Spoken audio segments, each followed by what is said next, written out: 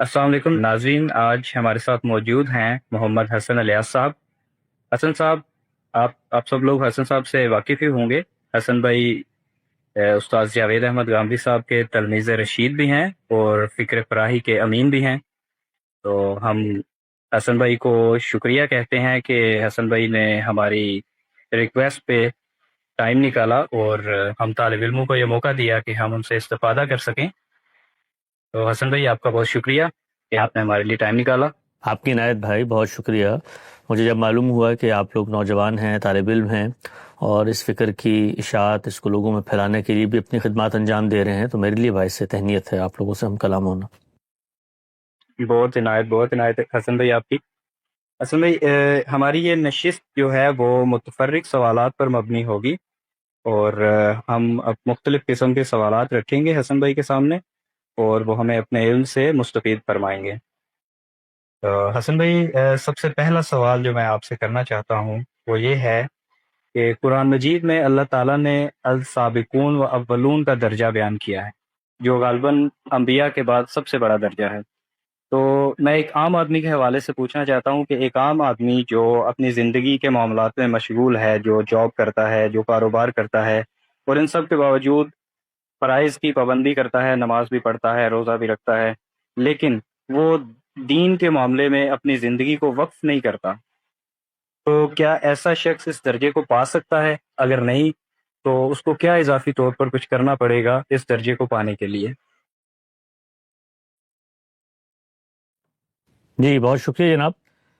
دیکھیے، قرآن مجید کی سورہ واقعہ میں جہاں پر یہ تعبیر اللہ تعالیٰ نے بیان کی ہے سابقون الاولون کی، وہاں پر بیان کرنے کا جو مقصود ہے وہ لوگوں کو اس رویے کے بارے میں آگاہ اور متنبہ کرنا ہے جو پیغمبر علیہ السلام کی دنیا میں آمد کے بعد ان کے مخاطبین میں سے ایک گروہ نے اپنایا تھا۔ دین کے اندر جب بھی کوئی چیز زیر بحث آتی ہے، بالخصوص قرآن مجید میں، تو اس کے پیچھے کوئی ریزننگ ہوتی ہے، کوئی ریشنیل ہوتا ہے، کوئی مقصدیت ہوتی ہے، کوئی وجہ ہوتی ہے۔ اللہ تعالیٰ ہمیں اگر کسی گروہ سے اور کسی خاص شناخت یا صفات رکھنے والے افراد کے مجموعے سے متعارف کروانا چاہتے ہیں یا ان کی کوئی تحسین کرنا چاہتے ہیں یا ان کو آئیڈیلائز کر کے بیان کرنا چاہتے ہیں، تو وہاں پر مقصود کیا ہے؟ اللہ کی کتاب میں جب بھی ہم اس طرح کے کریکٹرز کو پڑھتے ہیں تو اس میں جو اصل چیز ہوتی ہے وہ یہ کہ اس کے پس پردہ نہاں وہ کیا عوامل ہیں جن کی وجہ سے ان کا تعارف کروایا جا رہا ہے۔ اس کو قرآن مجید بار بار ہر جگہ پہ بتاتا ہے کہ ان اصطلاحات میں گم ہو کے کبھی مت رہ جانا، نہ ہی مثالوں کے اندر اپنے دماغ کو قید اور بند کر لینا۔ یہ سب چیزیں اصل میں ایک سبق کے لیے سکھائی جاتی ہیں، ایک ایسا احساس ہے جو تمہارے اندر اجاگر کرنا پیش نظر ہے، لیکن چونکہ قرآن مجید زندہ لوگوں سے گفتگو کر رہا ہے، ساتھ آپ صلی اللہ علیہ وسلم کے سامنے آپ کے مخاطبین موجود ہیں، ان مخاطبین کو سامنے رکھ کر اللہ تعالیٰ قیامت تک کی ہدایت قرآن مجید میں ثبت کر رہا ہے۔ جب ہم یہ کہتے ہیں کہ قرآن جو ہے وہ اپنی مضمون کے لحاظ سے، اپنی پریزنٹیشن کے لحاظ سے، اپنی ساخت کے لحاظ سے جس طرح اس کا پلاٹ تشکیل پایا ہے، وہ ایک پیغمبر کی سرگزشت انذار ہے، یعنی پیغمبر کو لوگوں کو دعوت دینے کے مراحل میں جو کچھ پیش آیا اس کی ایک زندہ روداد ہے جو اس کتاب میں ثبت کر دی گئی ہے۔ تو اب پیغمبر کے سامنے مختلف اوصاف و خصائص کے حامل افراد ہیں، ان افراد کو قرآن مجید زیر بحث لاتا ہے اور زیر بحث لا کر یہ بتانا چاہتا ہے کہ دیکھو جو ہمیں مطلوب اور مقصود رویہ ہے اس میں ایک آئیڈیلزم کی سطح ہے جس پر یہ لوگ کھڑے ہوئے ہیں، اس کے بعد ایک دوسری سطح ہے جو کہ انسانوں کے اندر ہوتی ہے، اس کے اندر یہ گروہ کھڑا ہوا ہے، اس کو ایک نام دے دیا، اس کے بعد ایک تیسری سطح ہے جو اپنے مفادات کی خاطر اس کے ساتھ بھی ہے اور ان کے ساتھ بھی ہے، جیسے کہ مثال کے طور پر منافقین۔ تو ہر جگہ جہاں پر کوئی گروہ زیر بحث آیا ہے تو وہاں مقصود اور پیش نظر اللہ تعالیٰ کی یہ ہے کہ وہ انسانی زندگی کے اندر جب کوئی نئی حقیقتیں کسی فرد کے سامنے آتی ہیں تو وہ کیا رویے اختیار کرتا ہے، کیا درجات ہوتے ہیں اس کی شخصیت میں، قبولیت کے، ان کو نمایاں کر کے رکھا جائے۔ تو اسی پس منظر میں جب پیغمبر نے دعوت دی ہے تو اللہ تعالیٰ نے بتایا ہے کہ یہ دیکھو یہ وہ گروہ ہے جو سب سے پہلے آگے بڑھ کر پیغمبر کی خاطر اپنا جان مال آبرو، اپنا تن من دھن لٹانے کے لیے تیار ہو گئے ہیں۔ یہ وہ ہیں جو سب سے پہلے آگے بڑھے ہیں، کیونکہ اب یہ دیکھیے کہ سب سے پہلے آگے بڑھنا یہ خود اپنے لیے ایک خراج اور ایک قیمت چاہتا ہے۔ جس وقت کسی چیز کو اسٹیبلش تھاٹ کی حیثیت حاصل ہو جائے، کسی چیز کو اقتدار مل جائے، کوئی چیز نمایاں ہو جائے، تو اس کے بعد یہ نہیں ہے کہ کوئی شخص اس کو حاصل کر رہا ہے تو اس کا ایمان کمزور ہے، نہیں، لیکن جو چیلنجز پہلے والوں کو پیش آئے ہیں، یہ عقل کہتی ہے کہ اس درجے کے چیلنجز یہاں پر پیش آنے کا امکان باقی نہیں ہے۔ یعنی یہ تو ٹھیک ہے کہ کسی شخص کو دین پر غور و فکر کر رہا ہے، سمجھ رہا ہے، مشرکین مکہ میں سے ہوگا، اس کو بات سمجھ میں نہیں آئی اور وہ مستقل جس چیز کو ٹھیک سمجھتا تھا اس کے لیے سرگرداں ہے، فتح مکہ ہوا تو اس پر یہ چیز کھل کے نمایاں ہو گئی کہ واقعی میں یہ حقیقی پیغمبر ہیں، اور دیکھو اللہ کی تائید نصرت ان کو حاصل ہو گئی۔ ایک اکیلے نہتے آدمی تھے، ہم نے باہر نکال دیا تھا، آج دیکھو خدا کی نصرت سے اسی شہر میں دوبارہ داخل ہو رہے ہیں۔ تو یہ ممکن ہے کہ یہی چیز اس کے لیے پیغمبر کی صداقت کی علامت بن جائے، لیکن اب جب وہ پیغمبر کے گروہ میں شامل ہو رہا ہے تو اس کو اس درجے کی آزمائشوں کا سامنا عقل یہ کہتی ہے نہیں کرنا پڑے گا جس درجے میں خود پیغمبر نے پہلے مرحلے میں کیا، اس کے ساتھیوں نے کیا، ابتدائی جنگوں میں ہوا۔ اب تو جس کو آپ کہتے ہیں ہنیہ مریہ ہے ایک چیز، تو اللہ تعالیٰ نے بھی اسی چیز کو پیش نظر رکھ کے یہ بتایا ہے کہ دنیا کے اندر بہت ساری ایسی حقیقتیں تمہارے سامنے آئیں گی، اس میں یہی رویے ہیں کہ یا تو سب سے پہلے آگے بڑھ کے ان کو قبول کرو، بڑھ کے قبول کرو گے تو اس عظیمت کے درجے پہ رہو گے، لیکن اگر تم اس حقیقت کے روبرو آ جانے کے بعد اس کو اس درجے میں ٹالتے رہتے ہو کہ ایک موقع پر جب بالکل ہی آسمان اور زمین پکار اٹھتے ہیں تب تو تمہیں ماننا پڑتا ہے، تو یہ ایک اور درجہ ہے، اور یہ درجہ بھی ہے کہ تم حقیقت کو اپنے مفادات کی خاطر کبھی مانتے ہو کبھی نہیں مانتے۔ تو اس کا تعلق ہر انسان کے امتحان سے ہے، ایسا نہیں ہے کہ یہ صرف پیغمبر صلی اللہ علیہ وسلم کے مخاطبین کو سامنے رکھ کر جو بات کی گئی ہے یہ عام دنیا میں پیش نہیں آتی۔ ہم لوگوں کا جو امتحان ہے وہ ہماری رعایت سے ہے۔ اللہ تعالیٰ نے یہ بات بتا دی ہے کہ ہر انسان کو میں نے دنیا میں آزمائش کے لیے بھیجا، جیسے صحابہ اکرام کو بھیجا تھا ایسے ہی مجھے بھی بھیجا ہے، اور دونوں کے بارے میں یہ فرمایا ہے کہ جن کو جو کچھ دیا گیا ہے اس کے لحاظ سے میں سوال کروں گا۔ لِيَبْلُوَكُمْ فِيمَا آتَاكُمْ، صحابہ اکرام کو پیغمبر ملے تھے تو وہاں پر آزمائش بھی سخت تھی، انعام بھی بہت تھا۔ مجھے پیغمبر نہیں ملے، میری زندگی کے اندر جو میرا پرچہ ہے اس پرچے کے لحاظ سے میری بھی آزمائش سخت ہے اور میرا بھی انعام ہوئی ہے۔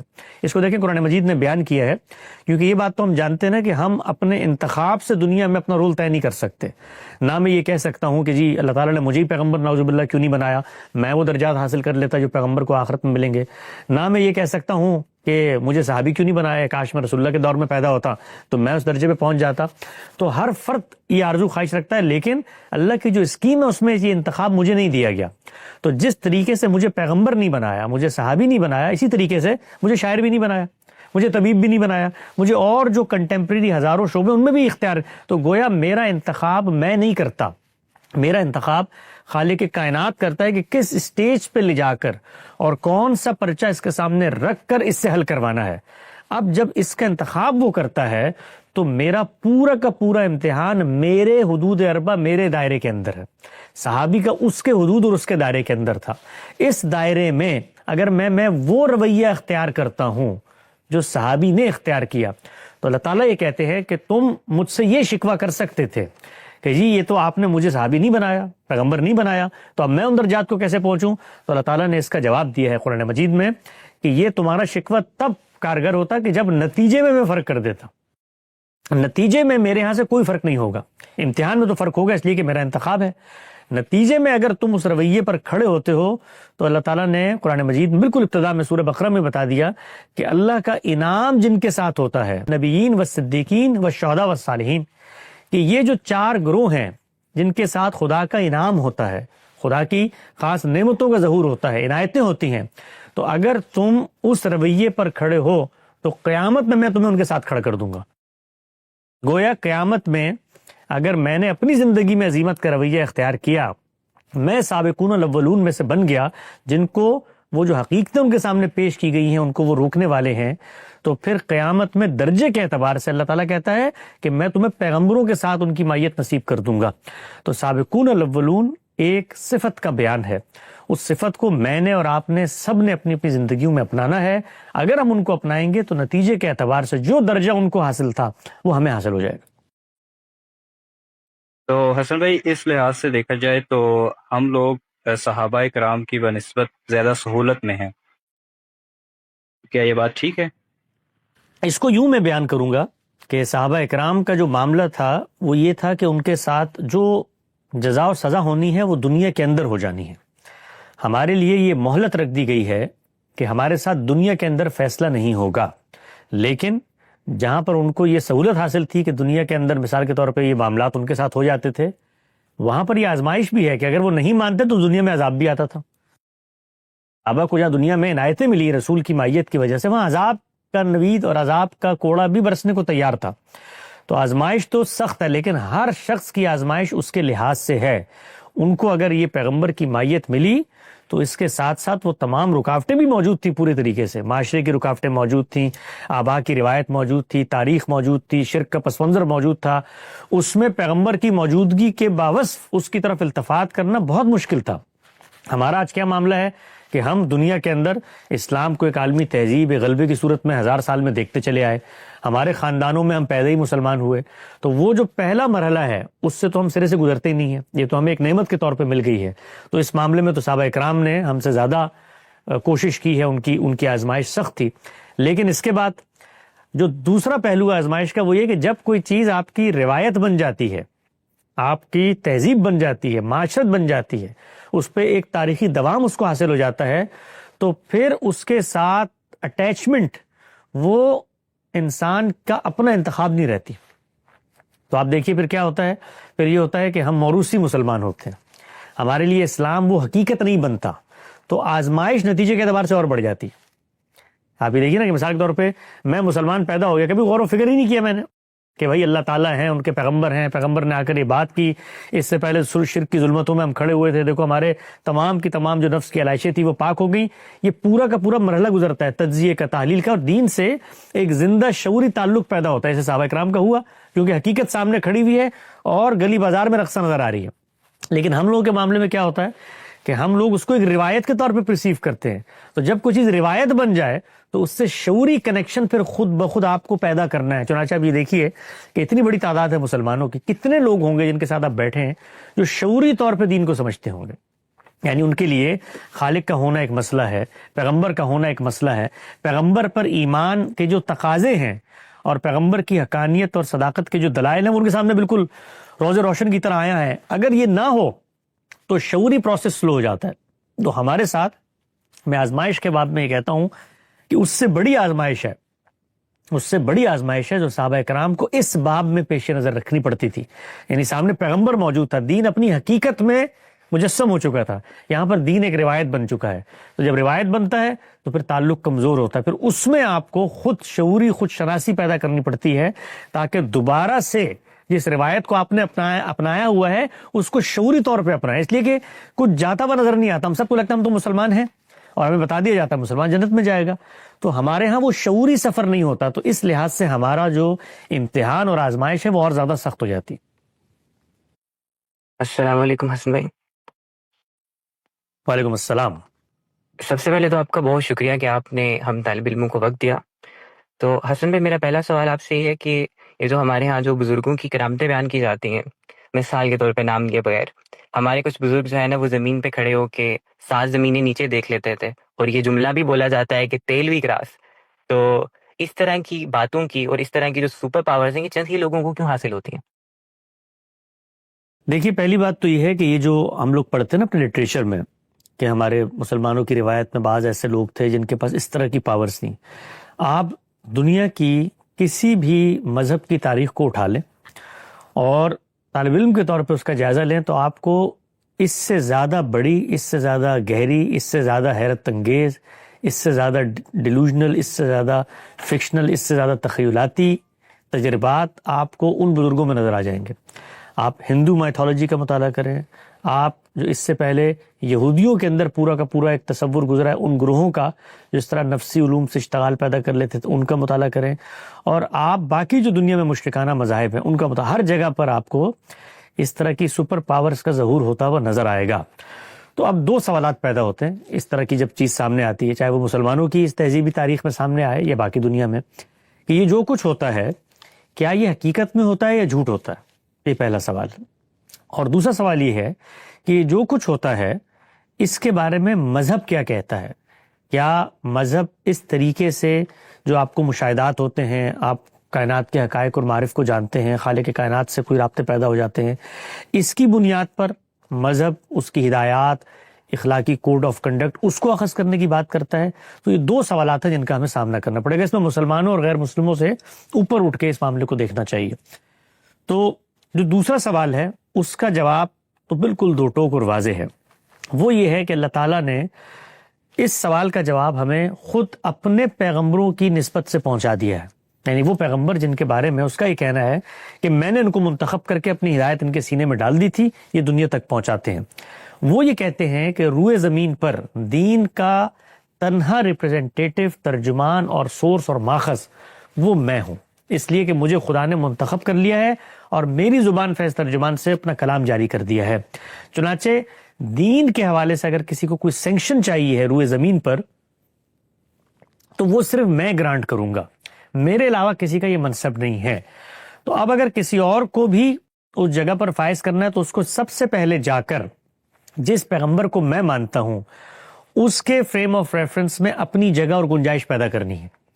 یعنی پہلے وہاں پر جا کر اس سے سینکشن لیں کہ اس کے بعد آپ اس کی طرف سے مامور ہو جائیں گے اور پھر آپ ہماری یہ رہنمائی فرمائیں گے کہ آپ دین کے حوالے سے، خدا کی ہدایت کے حوالے سے ہمیں روشناس کروائیں گے. چنانچہ ابھی دیکھیے یہ اتنا اہم سوال اور اتنی اہم ضرورت ہے کہ اگر اس کا جواب نفی میں ہو تو پورا کا پورا قصر جو ہے وہ زمین پہ دھڑام سے گر جاتا ہے، کیونکہ پھر اس کے بعد آپ جو چاہیں کریں.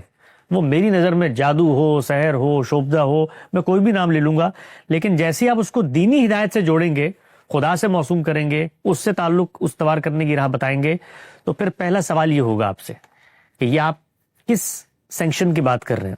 چنانچہ ابھی دیکھیے کہ یہ سوال ہوا اور پھر اس سوال کا انہوں نے سامنا کیا، اور سامنا کرتے ہوئے ان کو پھر یہ کہنا پڑا کہ پیغمبر بھی بالکل ہماری طرح سے ایک پیرل جگہ پہ کھڑے ہوئے. ہم سے آپ کیسے کہتے ہیں کہ ہم جا کر مثال کے طور پہ پیغمبر سے سینکشن لے کر آئیں؟ پیغمبر خود ہمارے ہی مقام اور منصب کا آدمی ہے.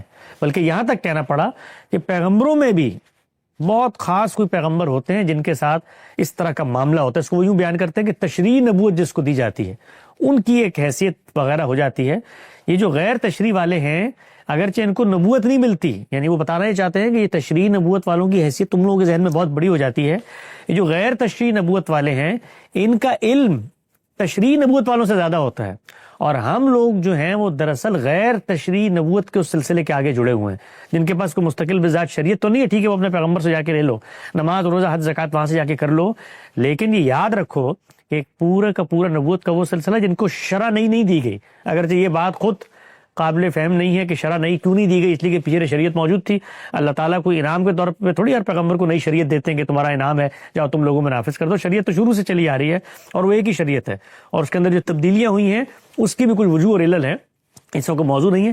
تاہم یہ جو بات کرتے ہیں تو پھر اپنے آپ کو وہاں جوڑتے ہیں اور جوڑ کر یہ کہتے ہیں کہ ہم بھی نبوت کے اسی سلسلے کا تسلسل ہیں، اور ہم لوگ غیر تشریح نبوت میں جو ایک مقام حاصل ہوتا ہے وہ مقام ہے، وہی حقیقت محمدیہ ہے، ہم اس کا تسلسل ہیں. چنانچہ آپ کتابیں پڑھیں، ابن عربی کی کتابیں پڑھیں، شیخ عبد القادر جیلانی کی کتابیں پڑھیں، تو وہ یہ کہتے ہیں کہ جب تم لوگ یہ آ کر ہمیں مسلمان اور یہ علماء کہتے ہیں نا کہ نبوت کا خاتمہ ہو گیا جی اور وہ دین کے تنہا ماخذ تھے، آخری پیغمبر تھے، تو وہ کہتے ہیں یہ باتیں کرنے سے میری کمر ٹوٹ جاتی ہے قصر ظاہری جب تم یہ کہتے ہو ختم نبوت ہو گیا. تو اس کا مطلب یہ ہے کہ میرا کوئی مقام نہیں ہے، میرا کوئی منصب نہیں ہے، اب میں اللہ تعالیٰ کے سے کوئی رابطے استوار نہیں کر سکتا، تو یہ میری کمر توڑنے والی باتیں مت کرو. اور تم یہ جو نبوت لگے رہتے ہو نا، تو یہ نبوت جو حاصل ہوتی ہے وہ جن پیغمبروں کو حاصل ہوئی تھی اور جن کو ان کا نبی کا تابع بنا دیا گیا تھا، علم میں وہ تابع نبوت والوں سے زیادہ آگے تھے. آؤ میں تمہیں مثال بتاتا ہوں خضر علیہ السلام کی.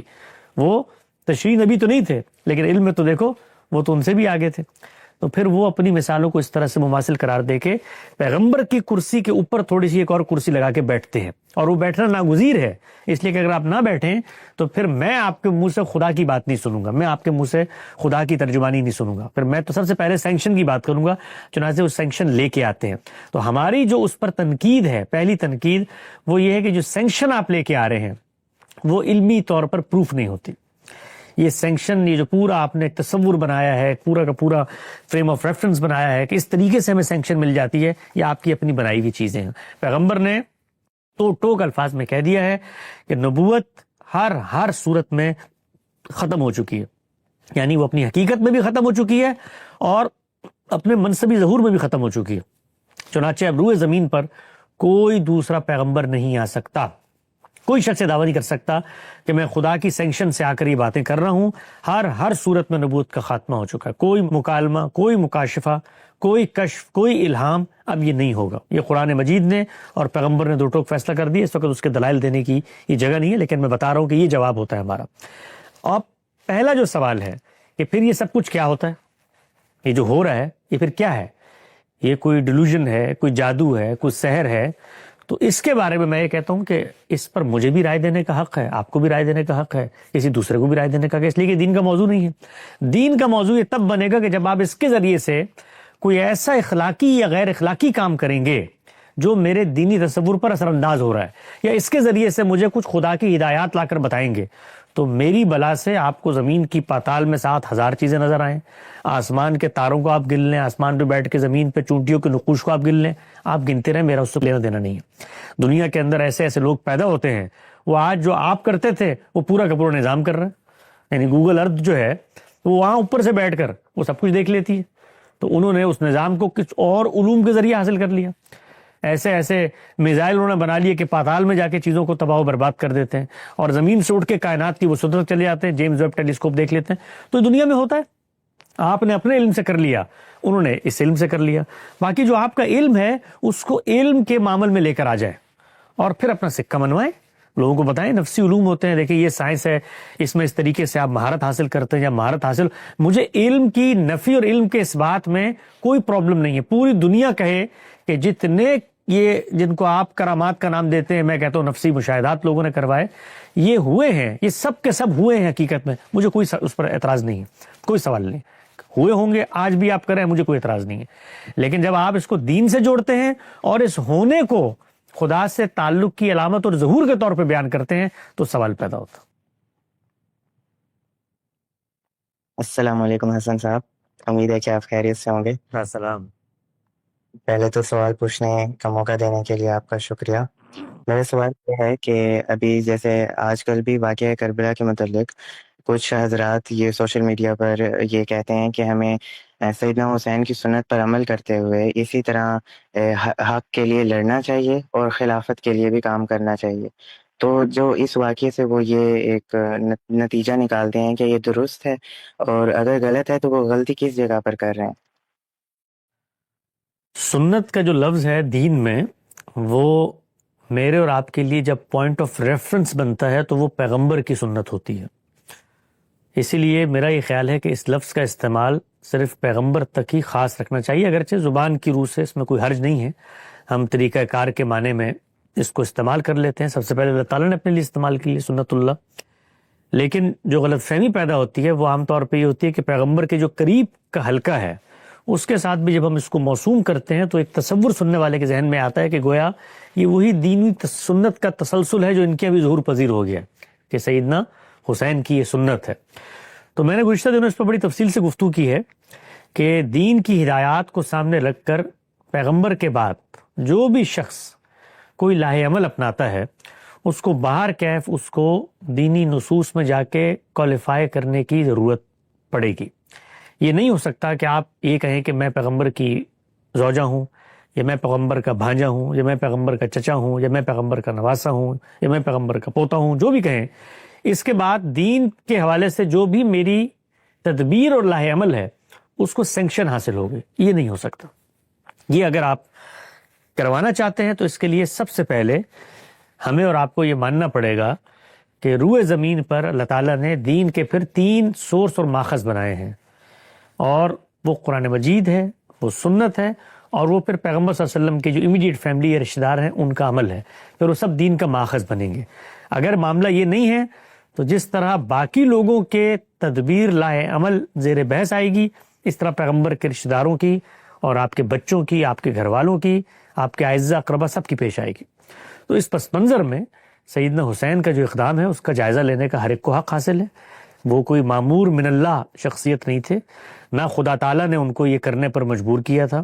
اگر خدا کی طرف سے انہیں کوئی حکم نامہ الگ سے ملا تھا تو اس کو پہلے لا کر بیان کریں، سیدنا حسین کی زبانی بتائیں. خود انہوں نے پوری زندگی اس کو یوں بیان ہی نہیں کیا، کبھی بیان نہیں کیا. کہیں بیان کیا ہو کہ مجھے اللہ نے یہ حکم دیا ہے کہ میں یہ کام کرنے نکلوں اور یہ میں دین کے فلاں حکم کا ناگزیر تقاضا سمجھتا ہوں کہ ابھی کرنا چاہیے، تو سب سے پہلے ان کو جہاں سے وہ روانہ ہوئے مکہ میں، حج کا موسم تھا، ہزاروں لاکھوں لوگ جمع ہو رہے تھے، ان کو بیان کرنا چاہیے تھا دین کا حکم۔ کبار صحابہ وہاں موجود ہیں، بدری صحابہ وہاں موجود ہیں، پوری کی پوری جماعت زندہ ہے، ان کو قائل کرتے کہ خدا تعالیٰ کے اذن سے اور اس کے پیغمبر کی سنت کے مطابق عمل درآمد کرنے جا رہا ہوں، لہٰذا آپ لوگ میرے ساتھ نکلیں۔ تو ہم نے یہ بتانے کی کوشش کی ہے کہ یہ اصلاً ایک سیاسی تنازعہ تھا، اور سیاسی تنازع کے جو دو فریق ہیں وہ سیدنا حسین اور یزید نہیں ہیں، وہ اصل میں سیدنا علی اور سیدنا معاویہ ہیں۔ ان کے درمیان یہ تنازع ہوا۔ تنازع جس مظلومانہ شہادت پر پیدا ہوا وہ سیدنا عثمان کی تھی، جس کا ذکر ہی ہماری تاریخ میں گم ہو جاتا ہے۔ یعنی اگر کوئی مظلومانہ ترین شہادت کی کوئی مجسم تصویر بنتی ہے تو وہ 3 براعظم پر حکومت کرنے والے اس خلیفہ راشد کی ہے کہ جس کو محصور کر کے چنے بھی اس تک پہنچنے کی اجازت نہیں دی جا رہی۔ اور اس شخص کی عظیمت آپ دیکھیے کہ اس کو آ کر اس کے لوگ کہتے ہیں کہ یہ جو گرد و پیش میں باغی جمع ہوئے ہیں، میں اس کو بھون ڈالیں گے اگر آپ کا اذن ہو۔ انہوں نے کہا کہ میں پیغمبر کے شہر میں خون بہانا پسند نہیں کرتا اپنی ذات کے لیے، اگرچہ وہ ذات نہیں تھی، اگرچہ وہ فساد فی الارض کے مجرمین تھے، اگرچہ وہ مملکت کے خلاف برسر پیکار ہو گئے تھے، لیکن اس شخص کی عظیمت یہ کہ اس نے یہاں پر بھی ہتھیار اٹھانا گوارا نہ کیا۔ تو ان کے قتل سے ایک صورتحال پیدا ہوئی۔ 2 فریقین تھے، دونوں اس مملکت کے اندر اقتدار چاہتے تھے۔ یہ اقتدار چاہنا کوئی بری بات نہیں، کوئی مذموم بات نہیں۔ جو باقی پیچھے خلفاء کا انتخاب ہوا اس میں ایک فریق اسٹیک ہولڈر تھا، ان کا انتخاب نہیں ہوا۔ جنہوں نے قتل کیا تھا ان کی ایما پر، ان کی خواہش پر، ان کے کہنے پر، ان کی جمعیت کے تحت سیدنا علی نے اقتدار سنبھالا۔ ان کی مصلحتیں ہم نے بیان کی ہیں کہ ان کو یہ لگتا ہوگا کہ اس وقت میں اقتدار سنبھال لوں، جب مجھے طاقت حاصل ہو جائے گی میں مجرمین سے حساب کتاب کروں گا۔ ایک دوسرا فریق تھا، اس کا نقطہ نظر مختلف تھا۔ 2 جنگیں اس جانب سے ان پر مسلط کی گئیں۔ پہلی جنگ میں کامیابی ہوئی، دوسری کے اندر صورتحال ایسی پیدا ہوئی کہ تحکیم تک بات آ گئی۔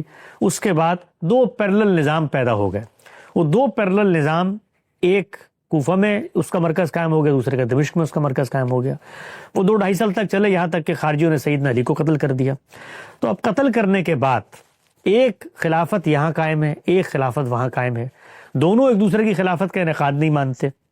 تو اب پہلا سوال تو یہ ہے کہ اس خلافت کے قیام کے بعد آگے کا اگر کوئی دین نے طریقہ کار بتایا ہے تو دونوں جگہ اس پر عمل درآمد ہونا چاہیے۔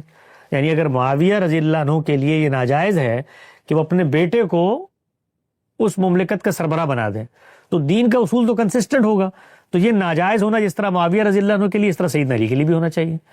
تو یہاں پر کیا ہوا کوفہ میں کہ سیدنا علی رخصت ہوئے اور وہاں پر جو جمعیت موجود تھی ان کی ایما پر سیدنا حسن نے اقتدار سنبھال لیا۔ وہ بھی آپ کے بیٹے ہیں، بالکل اسی طرح بیٹے ہیں جس طرح یزید سیدنا معاویہ کے بیٹے ہیں۔ تو اقتدار سنبھال لیا، 6 مہینے 7 مہینے قریب یہ اقتدار قائم رہا، یہاں تک کہ انہیں اندازہ ہو گیا کہ ہم پیرلل اسٹرکچر نہیں قائم کر سکتے، تو انہوں نے صلح کر لی سیدنا امیر معاویہ سے۔ یہ 20 سال کے قریب صلح چلی۔ ان 20 سالوں میں جو دونوں فریقین ہیں وہ ایک دوسرے کے ساتھ مل کر بڑی محبت، بڑے تعلق کے ساتھ معاملات کو آگے بڑھاتے رہے۔ سیدنا علی کی جو دونوں اولادیں ہیں، سیدنا حسین رضی اللہ تعالیٰ عنہ، سیدنا حسن رضی اللہ تعالیٰ عنہ، انہوں نے سیدنا امیر معاویہ سے نہ صرف یہ کہ بیعت کی بلکہ ان کی ریاست کے اندر اپنا ایک رول بھی متعین کیا۔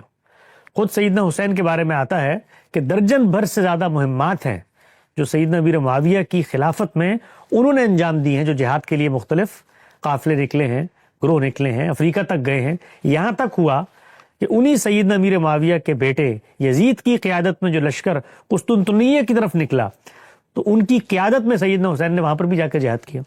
تو یہ معاملہ چلتا رہا، یہ معاملہ چلتا رہا اور معاویہ رضی اللہ تعالیٰ رخصت ہونے لگے تو انہوں نے جو بھی ان کے نزدیک مصلحتیں حکمتیں ہوں گی، وہ اس وقت کا موضوع نہیں، اس پر ہم نے ایک پوری سیریز کی ہوئی ہے، اس کو آپ دیکھ سکتے ہیں کہ جب دین کی آئیڈیل صورتحال پہ عمل درآمد ممکن نہ ہو تو آپ کیا کیا کرنے کے اہل ہوتے ہیں۔ اپنے بیٹے کو نامزد کر دیا، جب نامزد کر دیا تو یہ سیاسی تنازع پیدا ہوا صحابہ اکرام ہی کی اولادوں میں۔ یہاں سیدنا علی کی اولاد ہیں، وہاں سیدنا معاویہ کی اولاد ہیں، وہاں پر زبیر رضی اللہ تعالیٰ عنہ کی اولاد ہیں، عشرہ مبشرہ میں سے جو تھے طلحہ زبیر۔ تو عبداللہ بن زبیر نے اپنا اقتدار قائم کرنے کی کوشش کی مکہ میں۔ سیدنا حسین کو یہ تھا کہ میرے والد کے جو معتقدین ہیں وہ کوفہ کے اندر موجود ہیں، 20 سال یہ اقتدار رہا ان کے پاس، اب اقتدار ہمارے ہاتھ میں آنا چاہیے۔ تو وہ کوفہ میں اس صورتحال کا جائزہ لینے کے لیے نکلے۔ عبداللہ بن زبیر نے اپنی حکومت قائم کی، وہ 2-2.5 سال رہی، اس کی سرحدیں شمالی عراق اور فارس تک جا پہنچیں۔ تو جو یزید تھا اس نے ان سے بھی مقابلہ کیا، اس نے ان سے بھی مقابلہ کیا، اس مقابلے کے اندر یہ اندوناک ثانیہ سامنے آیا. لیکن یہ مقابلہ جو ہے اس کے اندر دین کی سربلندی اور اس کے اندر ظالم کے خلاف یہ اور وہ، یہ جو ساری بحث پیدا کی جاتی ہے یہ کوالیفائی نہیں ہوتی. علمی لحاظ سے، عقلی لحاظ سے یہ خالصتاً اقتدار حاصل کرنے کی ایک جنگ ہے، اور یہ کوئی مذموم جنگ نہیں ہے. ایک فریق یہ سمجھ سکتا ہے کہ دوسرے کے پاس اقتدار نہیں ہونا چاہیے، میں اس کا زیادہ اہل ہوں، یا دوسرے کے اندر یہ خرابیاں وہ اس کا اہل نہیں ہے. تو یہ سب چیزیں ہو سکتی ہیں. تو یہ نقطہ نظر تھے، مختلف لوگ مختلف آراء پیش کر رہے تھے. اس میں بعض لوگ اگر یہ سمجھتے بھی ہوں کہ بھئی وہ فاسق و فاجر تھا، تو پھر فاسق و فاجر کے خلاف جب آپ لڑنے کھڑے ہوں گے تو وہ ہار تو نہیں پہنائے گا نا آپ کو، وہ تو اپنی ریٹ آف دی گورنمنٹ قائم کرے گا. اس کو اگر یہ کہنا ہو کہ جی حکومت میں رسول اللہ صلی اللہ علیہ وسلم کے نواسے کے سپرد کر دوں، تو یہ کام تو ان کے والد صاحب نے رسول اللہ کے داماد کے ساتھ نہیں کیا. تو حقیقت کی جو دنیا ہے وہ بڑی مختلف ہے جذبات کی دنیا سے. چنانچہ یہاں پر بھی آپ دیکھیے کرنا کیا پڑتا ہے، وہ جو میں نے پچھلے سوال کے جواب میں بتایا کہ جس طرح صوفیاء کے اقدامات کو جسٹیفائی کرنے کے لیے ان کو دینی سینکشن دی جاتی ہے، تو بے عینی ہی یہاں پر بھی وہی کیا گیا. یہاں پر پھر پیغمبر سے اہل بیت کے نام پر ان فریقین کو جو اس قضیے میں شریک ہوئے ان کو وہ سینکشنز گرانٹس کی گئیں کہ یہ تو رسول اللہ صلی اللہ علیہ وسلم نے فرمایا تھا من کنت مولا فعلی و مولا، میرے بعد علی تمہارا سردار ہے. اور حدیث قصہ میں ہاتھ پکڑ کے چادر میں نومینیٹ کیا، اور اس کے بعد کہا کہ میں دو چیزیں چھوڑ کے جا رہا ہوں، کہ اہل بیت میں یہ شمار ہیں. اور پھر نبوت کی ایک حقیقت ہوتی ہے، اس میں ایک ولایت ہوتی ہے، ولایت کا منصب ہے، اس سے امامت کا نظریہ پیدا ہوا، وہ معصوم ہوتا ہے. امام نے پھر اس پس منظر میں یہ سب کچھ کیا، تو پھر وہ کرنا پڑے گا. اگر وہ نہیں کریں گے اقدامات زیر بحث آئیں گے. اقدامات زیر بحث آئیں گے تو جو پولیٹیکل سینیریو ہے اس کے تحت آپ کو ایک رائے قائم کرنی پڑے گی. چنانچہ یہ بات کہنا کہ ان کی کوئی سنت تھی اور وہ ہمارے لیے کوئی پوائنٹ آف ریفرنس بن جاتی ہے، یہ دینی لحاظ سے درست بات نہیں ہے. اچھا حسن بھائی، ایک سوال یہ ہے کہ آپ جانتے ہیں کہ اہل تشیعوں کا جو نقطہ نظر ہے امامت کے بارے میں، وہ ایک خاص نقطہ نظر ہے جس کے مطابق وہ کہتے ہیں کہ مسلمانوں کا امام بھی مامور بن اللہ ہوتا ہے. تو اس کے ذیل میں وہ ضمنی طور پر روایات سے بھی کچھ استدلال پیش کرتے ہیں، جن کا آپ نے استاد غامدی صاحب سے بھی تفصیلی جائزہ پیش کیا. تو میں سوال یہ پوچھنا چاہتا ہوں کہ اگر کوئی شخص تصور امامت کو تو نہیں مانتا، لیکن یہ جو ذیل میں جو بیان کیے جاتے ہیں استدلال، ان کو وہ مانتا ہے، مثال کے طور پر اہل بیت میں بھی ایکسٹینشن کرتا ہے، حضرت علی کی ایک خاص دینی حیثیت کو بھی تسلیم کرتا ہے، لیکن وہ تصور امامت کو نہیں مانتا، تو کیا ہم کہہ سکتے ہیں کہ یہ اس شخص کا فکری تضاد ہے؟ دیکھیے دنیا بھر میں کسی بھی دینی لٹریچر کی تفہیم میں اختلافات کو ہمیشہ گوارا کیا جائے گا. یہ نہیں ہو سکتا کہ رسول اللہ صلی اللہ علیہ وسلم کی کوئی روایت ہے، وہ روایت سے آپ ایک مفہوم ایک مدعا برآمد کر رہے ہیں، ایک مفہوم ایک مدعا میں برآمد کروں. مثال کے طور پہ یہی بات کہ بھئی اہل بیت کا جو لفظ ہے عربی زبان میں، کیا اس کے اندر گھر کے وہ افراد بھی شامل ہوتے ہیں جو باہر سے اس میں آ کر شامل ہو جائیں، یا یہ صرف قرآن مجید کی روح سے رسول اللہ کی ازواج کے لیے استعمال ہوا ہے؟ یہ فہم اور فکر کا مسئلہ ہے، اس میں آپ اور میں اختلاف کر سکتے ہیں. سوال یہ ہے کہ اس اختلاف کے نتیجے میں جو فکر ڈیولپ ہوگی، وہ فکر کو قرآن مجید کے 4 کارنرز میں شامل ہونا چاہیے.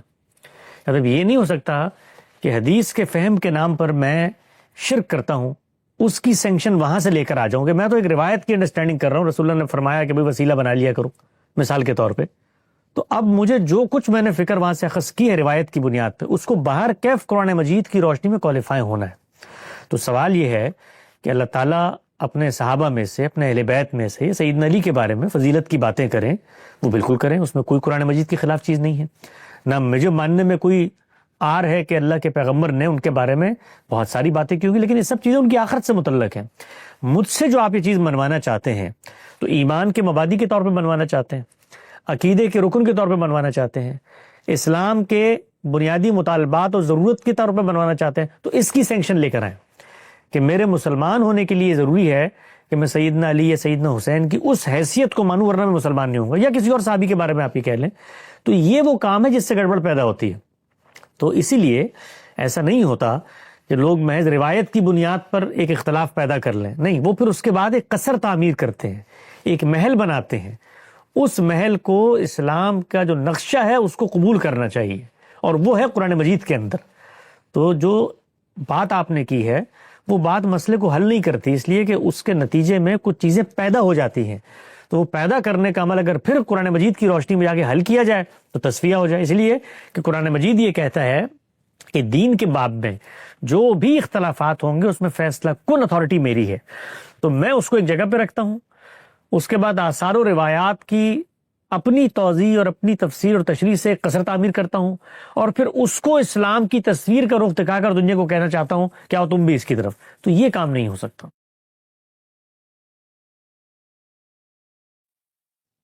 حسن صاحب، یہ جو آپ گامدی صاحب ایک حدیث پروجیکٹ پہ کام کر رہے ہیں، تو اس سے ریلیٹڈ یہ پوچھنا تھا کہ اہل تشیع نقطہ نظر کی بھی ان کے پاس بھی روایات کا ایک بڑا ذخیرہ ہے، تو غامدی صاحب سے پوچھا گیا تھا، انہوں نے کہا تھا کہ یہ ان کا منہاج الگ ہے تو ہم اس پروجیکٹ میں اس کو شامل نہیں کر سکتے، لیکن کیا ان کا تنقیدی جائزہ کیا جا سکتا ہے ان روایات کا جو، یا ان کا جو منہاج ہے اس کی جو غلطی اگر ہے واضح کرنے کے لیے، کیا اس پروجیکٹ میں ایسا کوئی ہمیں کچھ تمہید میں یا مقدمے میں کچھ نظر آ سکتا ہے؟ جی دیکھیے، اہل حدیث نقطہ نظر میں بہت بڑی خدمات کی ہیں انہوں نے حدیث کی، اس میں کوئی ایسے شبہ شک کی بات نہیں ہے کہ ان کے ہاں حدیث سے کبھی اشتغال نہیں رہا، پورا کا پورا ایک پیرلل ذخیرہ ہے جو مرتب ہوا ہے، اور وہ اگر آپ تقابلی طور پہ جائزہ لیں تو ایسا نہیں ہے کہ بالکل ہی منفرد ہے، اس میں کوئی 70-80% چیزیں وہی ہیں جو ہمارے ہاں ذخیرہ روایت کے اندر آئی ہیں، اور خود ہمارے ہاں جو کتابیں ہیں ان کے روات تک کے بارے میں بحث ہو جاتی ہے کہ وہ ان میں سے بعض تشیع و منہاج پہ تھے یا نہیں تھے، اور اس پر پھر گفتگو کر کے کلام کیا جاتا ہے۔ ہمارا جو استفادہ تھا وہ اپنے پروجیکٹ کا جو کارپس ہم نے متعین کیا اس میں نہ لینے کی ایک بڑی بنیادی وجہ ہے، وہ وجہ یہ ہے کہ ان کے اصول حدیث میں جر و تعدیل کے باب میں جو ائمہ کی حیثیت ہے وہ ایک دینی کونیٹیشن میں ڈیولپ ہوئی ہے، لہٰذا وہ ائمہ کو ائمہ معصومین قرار دے کر ان کے اوپر تحقیق کے ان معیارات کا اطلاق نہیں کرتے جو اہل سنت والجماعت کے احباب کرتے ہیں، تو ہم اس کو عقلاً درست سمجھتے ہیں، علمی طور پہ درست سمجھتے ہیں کہ پیغمبر کے بعد یہ سینکشن کسی کو حاصل نہیں ہے کہ وہ کسی بات کو نقل کرتے ہوئے کوئی غلطی نہ کرے، کوئی خطا نہ کرے، اس میں اس کا فہم داخل نہ ہو جائے۔ ہمارے ہاں تو یہ معاملہ اس درجے عروج پر پہنچ چکا ہے کہ آپ کے لیے شاید یہ بڑے اچنبے کی بات ہو کہ جر و تعدیل کے علماء ان فقہاء اور علماء کے بارے میں جن کو امت میں غیر معمولی درجہ حاصل ہو گیا ہے اس وقت بھی اور اس وقت بھی تھا، ان تک کے بارے میں ان معیارات کو کمزور کرنے پہ آمادہ نہیں ہے، بلکہ ان کا بیلاغ اطلاق کرتے ہیں۔ آپ سراج الائمہ امام ابو حنیفہ علیہ رحمہ کے بارے میں اگر جر و تعدیل کے علماء کا حکم پڑھ لیں تو یہ واقعہ ہے کہ آپ کے پیر تلے زمین کھنچ جائے گی، یا امام محمد کے بارے میں اگر آپ ان کا حکم پڑھ لیں تو آپ حیران پریشان ہو جائیں گے۔ ایک ہی جماعت کے لوگ ہیں لیکن وہ کہتے ہیں کہ اس کرائیٹیریے کا اتنا بیلاغ اور بے رحمانہ اطلاق ہم کریں گے کہ اس میں کسی شخص کی عظمت ہمیں روک نہیں سکتی۔ چنانچہ امام محمد کے بارے میں جو الفاظ جر و تعدیل کے علماء نے لکھے میں ان کو یہاں دہرانا نہیں چاہتا، بہت سارے عقیدت مندوں کے لیے دل خراشی کا باعث بنیں گے، لیکن وہ اس معاملے میں یعنی اتنے بڑے فقیہ، اتنے بڑے عالم، اتنے بڑے حکیم جنہوں نے دین کی شریعت پر اور ان چیزوں پر اتنی کتابیں لکھی، اتنا کام کیا، وہ حدیث کی سند ان کے منہ سے لینے کو آمادہ نہیں ہے، اس لیے کہ وہ سمجھتے ہیں کہ یہ ان معیار پہ پورا نہیں اترتے اور ہم ویریفائی اس درجے میں نہیں کر پائے ان کو، تو وہاں پر ان کا یہ حال ہے۔ اور ہمیں یہ لگتا ہے کہ تاریخ کے معاملوں میں جہاں پر عقل یہ کہتی ہے کہ آپ کو اس درجے تحقیق کرنی چاہیے، اہل سنت نے جو منہاج ڈیولپ کیا جر و تعدیل کے باب میں وہ اہل تشیع سے مختلف ہے، اور اہل تشیع کے اس منہاج میں ایک دینی کونیٹیشن شامل ہو گئی ہے، وہ درست نہیں ہے۔ لہٰذا جب آپ ایک منہاج کو درست سمجھ کے تحقیق کرنے جا رہے ہیں تو یہ نہیں ہو سکتا، یہ سیلف کانٹرڈکٹری ریسرچ ہو جائے گی کہ آپ اسی سے مختلف ایک منہاج کے مٹیریل کو بھی اس کے اندر لے آئیں۔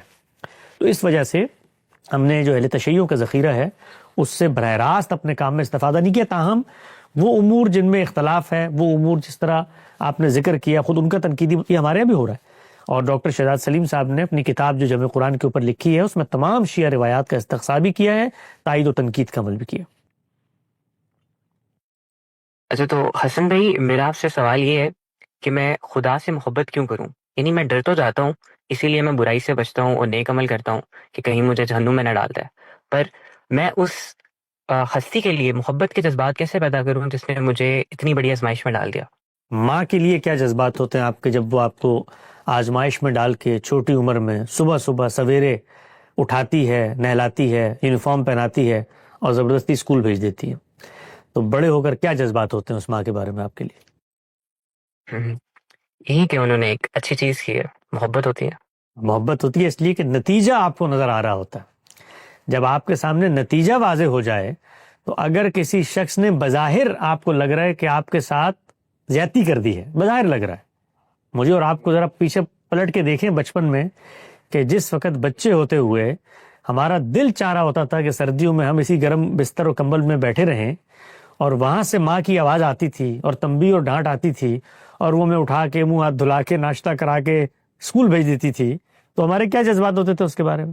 اور آج پیچھے پلٹ کے ہم دیکھتے ہیں کہ زندگی میں جب کچھ اسی پڑھنے لکھنے سے حاصل ہو جائے تو اسی ماں کے بارے میں کیا جذبات ہوتے ہیں، کیوں پیار کرنا چاہتے ہیں مجھ سے، کیوں محبت کرنا چاہتے ہیں، اس لیے کہ نتیجہ ہمیں بتا رہا ہوتا ہے کہ وہ ہمارا خیر خواہ ہے۔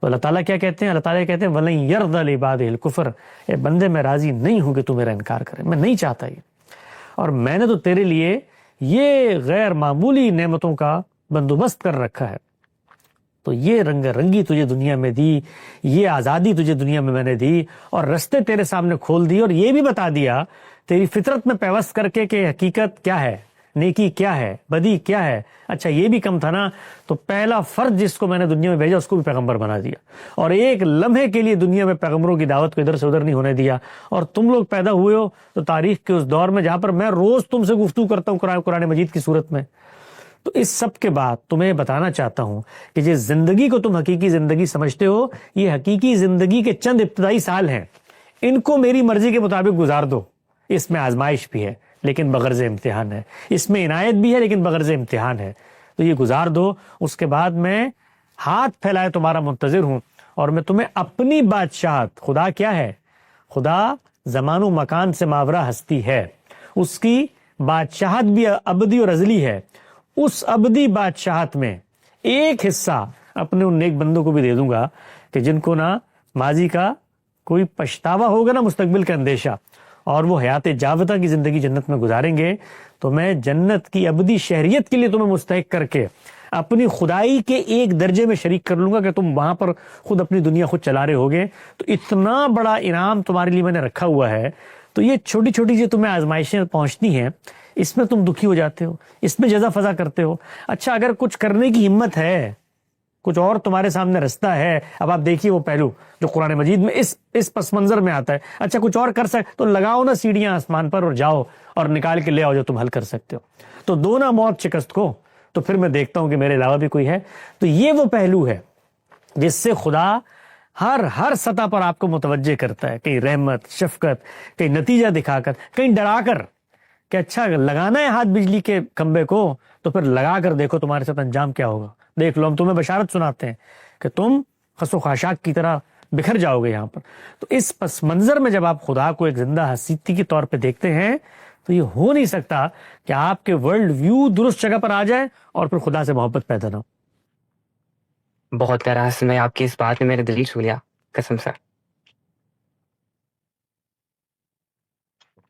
اچھا حسن بھائی، ایک سوال کیا گیا ہے، سوال تو تھوڑا عجیب سا ہے لیکن کسی کی کنفیوژن دور کرنے کے لیے پوچھنا تو پڑے گا۔ سوال یہ ہے کہ کیا جنت میں آزادانہ جنسی تعلقات جائز ہوں گے؟ کیونکہ دنیا میں تو ہم دیکھتے ہیں کہ یہاں پہ خاندان کا ادارہ قائم کرنے کی ضرورت ہوتی ہے، کیونکہ انسان کے بچے اور بوڑھوں کے لیے ایک حفاظت چاہیے ہوتی ہے، تو اس لیے یہ ادارہ قائم کرنے کی ضرورت ہے، لیکن جنت میں یہ احتیاج باقی نہیں رہے گی، تو کیا وہاں بھی اس بات کی پابندی ہوگی کہ لوگ آزادانہ جنسی تعلقات سے پرہیز کریں؟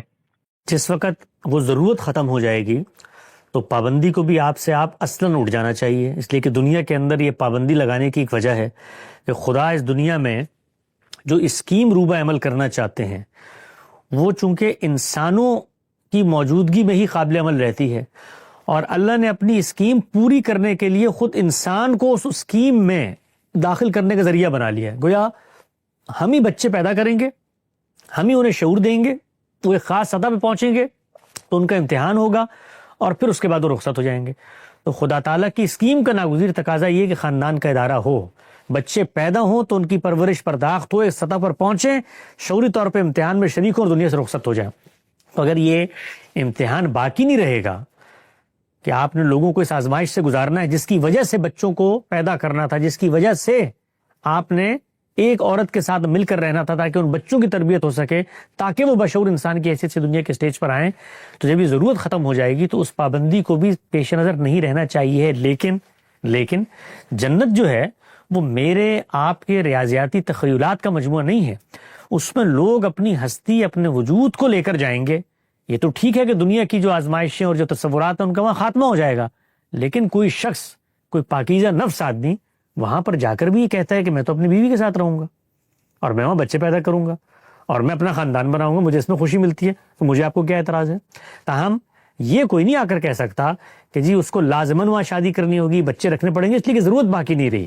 تو وہ تو عیش دوام کی زندگی ہے، اس کے اندر نہ وہ اخلاقی معیارات اور کرائیٹیریا ہوں گے جو دنیا میں ہم پیدا کر دیتے ہیں، اور نہ وہ ایول شخصیت ہوگی جس کے نتیجے میں انسان کے اس برے تصور کا اظہار ہوتا ہے۔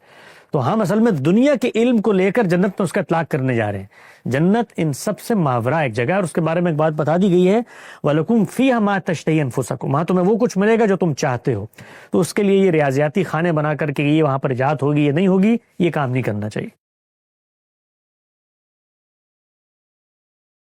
حسن صاحب، آپ یہ ہم المورد کے ایک طالب علم ہیں، انہوں نے ایک سوال پوچھا ہے کہ انبیاء کرام علیہ السلام کے ہاتھوں جو معجزات ظاہر ہوئے، ہمیں انہیں کس طرح سمجھنا چاہیے؟ کیا یہ معجزات دنیا کے معمول کے قوانین فطرت سے ہٹ کر کوئی سپر نیچرل عمل ہوتے ہیں، یا یہ کوئی چھپی ہوئی داخلی قوت ہوتی ہے جو صرف اللہ کے اذن سے فعال ہوتی ہے؟ ہمیں نہیں اگر یہ قوت موجود ہے، ہمیں نہیں پتا یہ کیسے ہوتے ہیں، کیا ہوتے ہیں، چھپی ہوئی قوت ہے، ظاہر قوت ہے، ہمیں تو اطلاع دی گئی ہے۔ یہ ہم تب جانے، تب ویریفائیبل نالج ہو ہمارے پاس جب وہ ذریعہ علم ہو جس سے اوپر اٹھ کے ہم چیزوں کو دیکھ سکیں۔ میرا ذریعہ علم تو حواس کی گرفت میں ہونے کے باوجود محدود ہے، یعنی میرے سامنے بہت سارے ایسے ایونٹس ہو رہے ہوتے ہیں جو میری حواس کی گرفت میں ہوتے ہیں۔ مثال کے طور پہ رات کے وقت مجھے وہی تارے نظر آتے ہیں نا، میں اپنے حواس سے دیکھ سکتا ہوں ان کو، دن میں نظر نہیں آتے۔ تو میرے تو حواس کی گرفت میں موجود علم بھی محدود ہے۔ اس محدود علم سے میں اس پروردگار کی اپنے پیغمبر کے ساتھ معاملات اور خرق عادت دنیا کے واقعات کی توجیحات تلاش کروں۔ جیسے کہ مثال کے طور پہ سر سید احمد خان کے یہاں یہ اپج پیدا ہوئی تو انہوں نے یہ کہنا شروع کر دیا کہ بھائی اللہ تعالیٰ نے تو کہا وہ اپنی سنت تبدیل نہیں کرتا، تو یہ فطرت اسی کی بنائی ہوئی ہے، عالمی قوانین اسی کے بنائے ہوئے ہیں، لہٰذا اس کے خلاف خرق عادت کو واقع نہیں ہو سکتا، چنانچہ معجزات کی ہم توجیہ کر لیں۔ میں اس بحث میں جاؤں کیوں؟ مجھے ضرورت کیا ہے کہ یعنی میرے پاس کو اللہ تعالیٰ نے ایسا علم مجھے دے دیا ہے، میں اپنے حواس کے علم پر اعتماد کر کے آگے نہیں بڑھ سکتا، وہ محدود ہے۔ تو اللہ کے پیغمبر کے ساتھ کیسے ظہور ہوتا ہے، میرے علم کی بحث نہیں ہے۔ ہمیں اپنے آپ کو ان بحثوں سے دور رکھنے کی تنبیہ کی ہے اسلام نے کہ جن کے بارے میں ہمارے پاس علم نہیں ہے۔ اور اللہ تعالیٰ یہ کہتے ہیں کہ جو راسخون فی العلم ہوتے ہیں وہ الکتاب پر، وہ چیزیں جو وضاحت کے ساتھ ان کو بتائی گئی ہیں ان پر اعتماد کرتے ہیں۔ اور یہ جو طریقہ کار میں اختیار کرتا ہوں کچھ عالم نادیدہ کے بارے میں تمہیں بتانے کے لیے، کچھ عالم نادیدہ کی پاورز کا تمہارے سامنے ظہور کر دیتا ہوں، ان کے بارے میں یہ تم عقل دوڑاتے ہو، یہ وہی لوگ دوڑاتے ہیں جن کے دلوں میں زیغ، تیڑ اور کجی ہوتی ہے۔ پیغمبر کے ساتھ کیسے ہوتا تھا، کیا ہوتا تھا، یہ پیغمبر جانے، اللہ تعالیٰ جانے، مجھے کچھ نہیں پتا اس بارے میں۔ اچھا، تو حسن بھائی، یہ جو ہمیں مشکل حالات میں نماز کے ریلیٹڈ جو ہمیں رعایت دی جاتی ہے، ٹریفک میں ہو تو سجود سجود کس طرح کیے جائیں گے، اور کیا قبلے کا دھیان رکھنا ضروری ہوگا یا نہیں؟ جی ہاں، جس وقت آپ آئیڈیل صورتحال پر عمل درآمد کرنے کے اہل نہیں رہتے تو اس میں جو مماثل شبی صورتحال ہے اس کو اختیار کرتے ہیں، تو وہاں پر جو آئیڈیل کے لازم دیگر تقاضے ان کو بھی پورا نہیں کیا جا سکتا۔ مثال کے طور پر جس وقت قرآن مجید نے بتا دیا مریض اور مسافر روزے مؤخر کر لو، تو یہ تو واضح ہو گیا نا کہ مریض اور مسافر کہہ کر کوئی حقیقت پیش نظر ہے، اور وہ یہ کیا کہ غیر معمولی مشقت ہو، تو غیر معمولی مشقت آپ کو ہوتی ہے تو رخصت مل جاتی ہے۔ رخصت بعض خود دین نے طریقہ کار مقرر کر دیا. مثلا روزوں میں تو ضرورت نہیں تھی کیونکہ اور دنوں میں رکھنے تھے, روزے تو وہی ہیں, لیکن نماز مختصر کرنی تھی تو اس کو بھی پیغمبر نے سنت کے ذریعے جاری کر کے بتا دیا کہ مختصر کرنے کا طریقہ کیا ہوگا.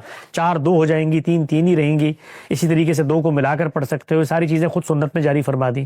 اب جب جاری فرما دی تو ان میں سے جن چیزوں پر عمل درآمد نہیں ہو سکتا اور ان کا قائم مقام موجود ہے تو وہ تجویز کر دیا. مثال کے طور پہ طہارت ایک بنیادی شرط ہے, تو اس کے لیے وضو نہیں ہو سکتا تو تیمم خود بیان کر دیا. تیمم پر قیاس کر کے آپ کو مسح الخفین, پیروں پہ مسح کو رسول پاک صلی اللہ علیہ وسلم نے اجتہاداً اس کا اطلاق کر دیا. اسی طریقے سے جہاں پر آپ کی گرفت میں نہ ہو کہ قبلہ کہاں ہے, تو دین کا اصول ہے لا یکلف اللہ نفسا الا وسعها, حد وسع سے بڑھ کے کوئی ذمہ داری آپ پر نہیں ڈالی جاتی. آپ تعین کریں اپنے لحاظ سے, سورج کے لحاظ سے کرنا چاہتے ہیں سورج کے لحاظ سے کر لیں. کمپاس ہے, آج کل تو کوئی مسئلہ ہی نہیں ہے, موبائل فون میں پتہ چل جاتا ہے. لیکن کسی ایسی جگہ نہیں ہوتا, وہ اللہ کا نام لے کے جس طرف منہ کر کے جائیں. قبلہ کیا ہے؟ قبلہ تو خدا کا متعین اذن ہے, اس طرف منہ کر کے پڑھو, ورنہ بنی اسرائیل کو تو ان کے گھروں کو قبلہ قرار دے دیا تھا. تو قبلہ خدا کا حکم ہے. مسلمانوں کو کہا کہ کچھ عرصے کے لیے بیت المقدس کی طرف منہ کر کے نماز پڑھو تاکہ دلوں سے یہ چیز نکل جائے کہ اب تمہارا انتخاب ہو گیا اور اب تم بالکل برتر قوم ہو. تو یہ تمہیں بتانا چاہتا ہوں میں, تو آزمائش کے لیے. تو قبلہ اگر نہیں معلوم تو اپنی تعین سے, اپنے تصور سے اصل چیز پیش نظر رہنی چاہیے ہے کہ یہ جو اعضاء مقرر کیے گئے ہیں اس کا مقصد خدا کے سامنے حضوری ہے, اور خدا نے اپنے معبد کی طرف منہ کر کے ہمیں حضوری کے لیے کہا ہے. اب گاڑی چلاتے ہوئے میں موڑ رہا ہوں تو میں وہاں قبلہ کہاں تلاش کروں گا؟ تو جب وہاں میں رکوع نہیں کر رہا, سجدہ نہیں کر رہا, وضو نہیں کر رہا, تو قبلے کی پابندی کیسے لازم آئے گی؟ اچھا حسن بھائی, ایک سوال اہتمام حجت کے حوالے سے ہے کہ رسولوں کی اقوام پر جو عذاب آتا ہے, تو اس حوالے سے یہ سوال ہے کہ جنگ بدر کے بارے میں یہ کہا جاتا ہے کہ وہ یوم الفرقان تھا, خدا کے فیصلے کا دن تھا.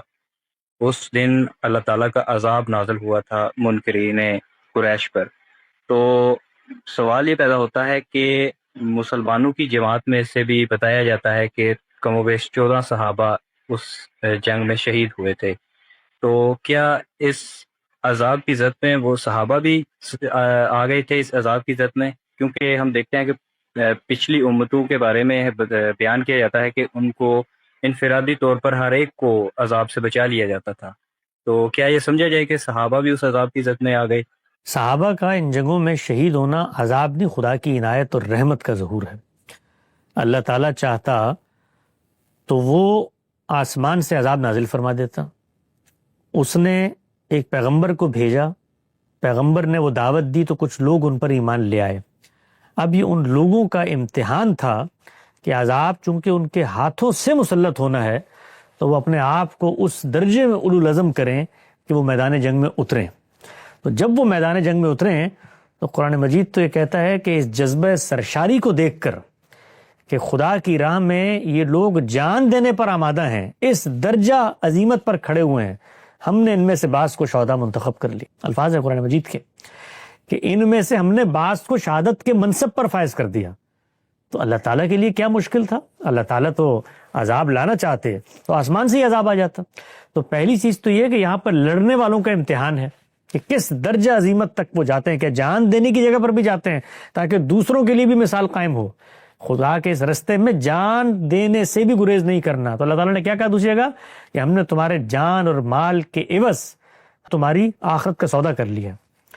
تو یہ اللہ کی عنایت تھی کہ اس میں صحابہ اکرام شہید ہوئے. وہ جو شہادت کے جذبے سے سرشار تھے, بیتاب تھے کہ اللہ ان کا انتخاب کر لے, اللہ نے کہا ہم نے بعض کا انتخاب کر لیا اس میں. حسن صاحب, کچھ عرصے پہلے نا آپ سے ایک بہن نے سوال پوچھا تھا خواتین کا کھیلوں میں حصہ لینے کے متعلق. وہ تب مطمئن نہیں ہوئی تھی, اب انہوں نے سوال بھیجا ہے. وہ یہ کہہ رہی ہیں کہ اگر کسی خاتون میں یہ صلاحیت موجود ہے کہ وہ عالمی کھیلوں میں حصہ لے سکتی ہے, اگر اولمپکس میں جاتی ہے تو وہاں پہ بہت اسٹرکٹ ڈریس کوڈ ہوتے ہیں, اب وہ اگر وہاں پر کھیلنا چاہتی ہے تو کیا ایسے کھیلوں میں حصہ لینا شرعاً جائز ہوگا؟ حالانکہ وہ جو لباس ہے وہ بہت تنگ ہے اور شرعی طور پر بھی وہ پردے اور حیا کے تقاضوں کے خلاف ہوتا ہے. تو ایک خاتون کو اگر بہت اچھا رشتہ ملتا ہے ایک آدمی کا کہ جو ارب پتی ہے, دنیا پہ حکومت کر رہا ہے, لیکن اپنے کریکٹر کے لحاظ سے تھوڑا سا کمزور ہے, شراب بھی پی لیتا ہے, کبھی زنا بھی کر لیتا ہے, تو عورت اس کے بارے میں انتخاب کرتے ہوئے کیا کرائیٹیریا سامنے رکھے گی؟ نہیں کرے گی نا. اگرچہ بہت فوائد اس کو حاصل ہو رہے ہوں, کیوں نہیں کرے گی؟ اس لیے نہیں کرے گی کہ اس کے دل میں جن چیزوں کی اہمیت ہے اس کے لیے وہ ان بڑے گولز، بڑی آسائشوں کی بھی قربانی دے گی. تو یہ تو دنیا کا امتحان ہے. تو اگر اولمپکس میں آپ اس درجے میں پہنچنا چاہتے ہیں جہاں پر آپ کو اپنے ویلیوز کو کمپرومائز کرنا ہے، تو اگر آپ کمپرومائز کرنے پر آمادہ ہیں تو سوال کیوں کر رہی ہیں؟ اور اگر ویلیوز کی دل میں کوئی اہمیت ہے تو ان کی بڑے ہونے سے کوئی فرق نہیں پڑتا. میرا امتحان اولمپک کا میڈل جیت کے دنیا میں نہیں آگے بڑھنا، میرا امتحان اخلاقی امتحان ہے. تو اخلاقی امتحان میری ذات کی حد تک ہو تو وہاں پر میں ترجیحات بھی قائم کرتا ہوں یا نہیں کرتا. اگر کرتا ہوں تو پھر اس طرح کے معاملات میں بھی کرنی چاہیے. مطلب کیا ہو جاتا ہے کبھی کبھی ہمیں کہ میں اپنے ویلیو سسٹم کو پیچھے رکھ کر یہ قربان کرنے پہ تیار ہو جاؤں چونکہ مجھے ایک سونے کا تمغہ ملے گا عالمی کھیلوں میں جیت کے. مسلمان اور بندہ مومن کا جو ایمان ہے، اس کا جو ورلڈ ویو ہے، اس کا جو ویلیو سسٹم ہے، اس میں یہ کمپرومائزز نہیں ہوتے. اگر یہ کمپرومائز کرنا ہے تو پھر ہر سطح پہ کریں. یہاں پر اس پہ کر لیں، وہاں کسی چور سے شادی کر لیں، وہاں کسی کا غبن کا مال کھا لیں، وہ کہیں جی اس سے مجھے بڑا فائدہ ہو رہا ہے. تو یہ نہیں ہوتا دنیا کے اندر. دنیا میں آپ کانسیکوینسز کو سامنے رکھ کے ڈیسیجنز لیتے ہیں. میں اگر کسی چیز کو اخلاقی طور پہ درست نہیں سمجھتا تو کیوں نہیں سمجھتا، اس کا ایک کانسیکوینس ہے. فرق کیا پڑتا ہے؟ فرق تو آدمی کپڑے پہن لے اور کپڑے اتار دے، کوئی فرق نہیں پڑتا. جسم تو وہی ہے. فرق کانسیکوینسز سے پڑتا ہے. میرے خالق نے مجھے منع کر دیا کہ شرمگاہوں کا اظہار نہیں ہونا چاہیے. تو اب اگر کسی اسپورٹ میں ایسا ہوتا ہے تو میں اس اسپورٹ کو جوتے کی نوک پہ رکھوں گا.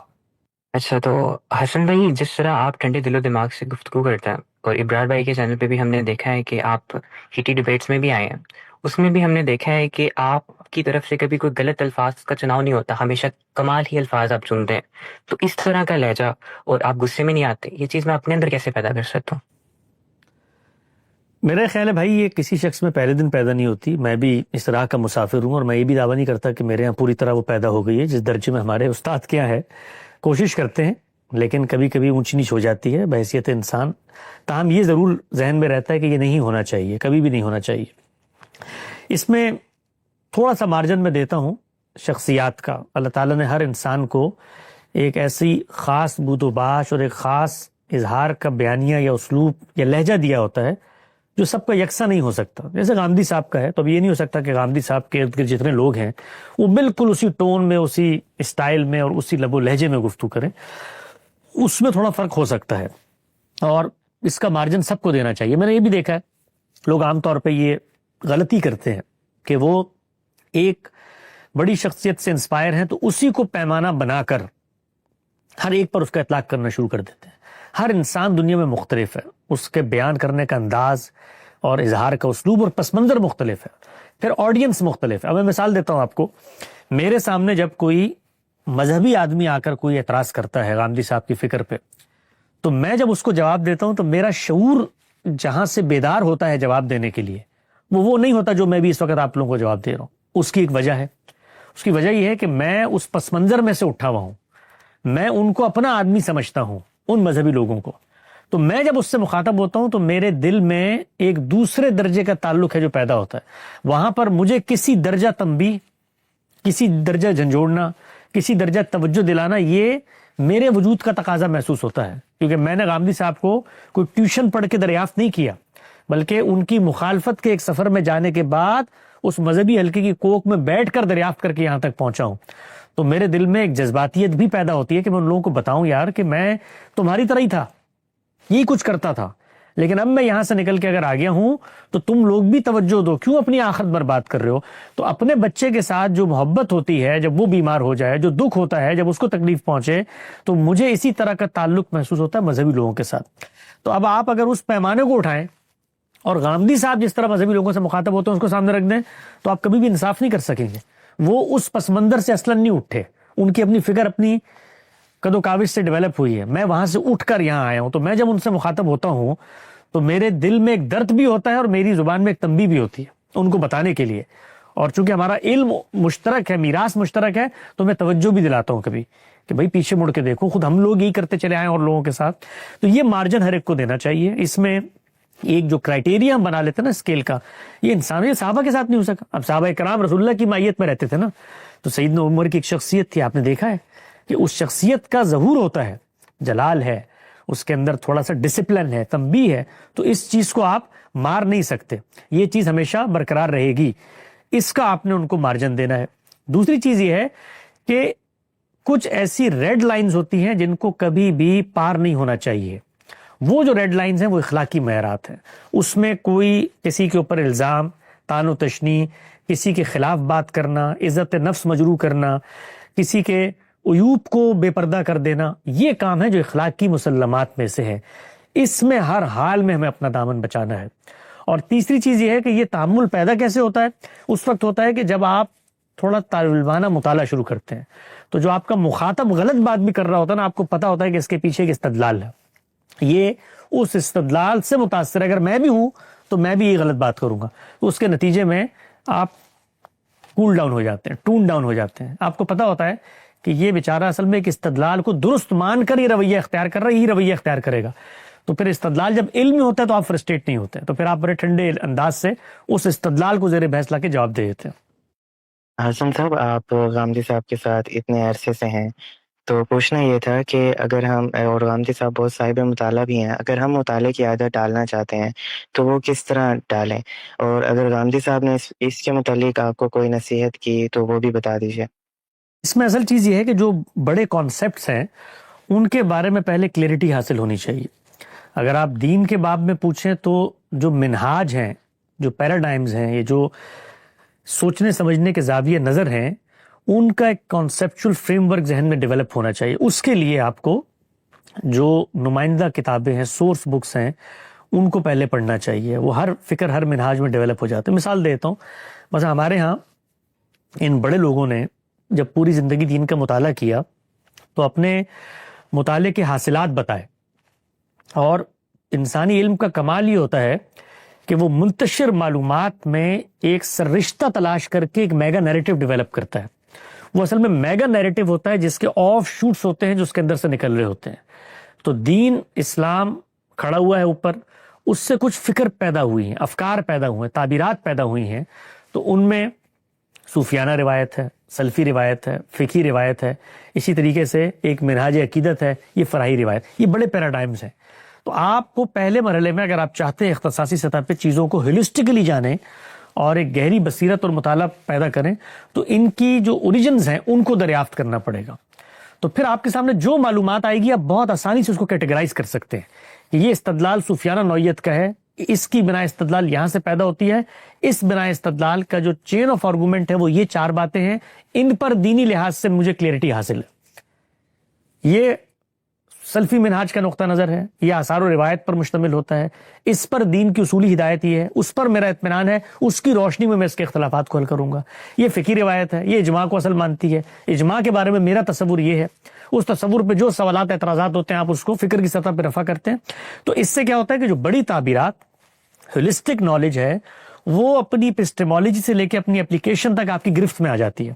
پھر باقی چیزیں جو ہوتی ہیں وہ اپلائیڈ ہوتی ہیں، ان پر پھر آپ نے اپنے ان پرنسپلز کا اطلاق کرنا ہوتا ہے. اس میں بھی ظاہری بات ہے محنت کرنی پڑتی ہے، اس میں 15-20 سال آدمی کو لگتے ہیں کہ وہ اس اپلیکیشن کے مرحلے سے گزرے، چونکہ اپلیکیشن نئی سے نئی آئے گی، لیکن آپ کا جو میٹر ہے، اسکیل ہے، اس کو درست ہونا چاہیے. تو یہ اپلائیڈ اسٹڈیز ہے. بیسیکلی جو دین کی اسٹڈیز ہیں یہ اپلائیڈ اسٹڈیز ہیں. اس میں شروع کے 2-3 سال بیسک جو آپ کا ڈیولپمنٹ ہوتی ہے لینگویجز کی، چیزوں کی، اور جو سورس آف نالج تک رسائی کا عمل ہے وہ ہو جائے تو پھر آپ اپلیکیشن میں چلے جائیں. تو اس سے پھر آپ کو علم نافع، حقیقی علم حاصل ہونا شروع ہو جاتا. جی بہت شکریہ. اور بس ایک یہ پوچھنا تھا کہ حدیث کی کتاب کب شائع ہوگی؟ آپ نے پچھلے دسمبر کا کہا تھا. جی اصل میں کتاب جب شائع کرنے کے لیے آدمی بیٹھتا ہے، خاص طور پہ وہ غامدی صاحب کی کتاب ہو، تو غامدی صاحب کا معاملہ یہ ہے کہ چھپنے کوئی چیز جاری ہو تو یہ عام تحریریں جو ہماری حدیث کا ہم کام کرتے ہیں ان کی خدمت میں پیش کرتے ہیں، اس پہ حواشی لکھتے ہیں، پھر آتے ہیں جاتے ہیں، یہ کام ایک روایت پہ کبھی کبھی 20 سے زائد دفعہ ہوتا ہے. یعنی پوری تحقیق کر کے ان کی خدمت میں رکھی ہے، انہوں نے اس پہ لکھ دیا ہے، پھر کچھ سوال اٹھایا ہے، وہ ہمارے پاس آیا، پھر دوبارہ کیا. تو اتنا محنت طلب یہ کام ہوتا ہے. خیر 10 سال سے ہم یہ کر رہے تھے، ایک بڑے ذخیرے پر یہ کام ہو گیا. تو جب کتاب کو چھاپنے کی باری آئی تو جب سارا کام سامنے رکھتے ہیں تو پھر کچھ سوالات پیدا ہو جاتے ہیں کہ اس کام میں پریزنٹیشن کی کچھ اور بہتری کی جائے. تو کافی سارے ابواب ہیں، تو یہ ذہن میں ایک تصور پیدا ہوا کہ ان سب کا بھی ایک مختصر جامع تعارف ہونا چاہیے.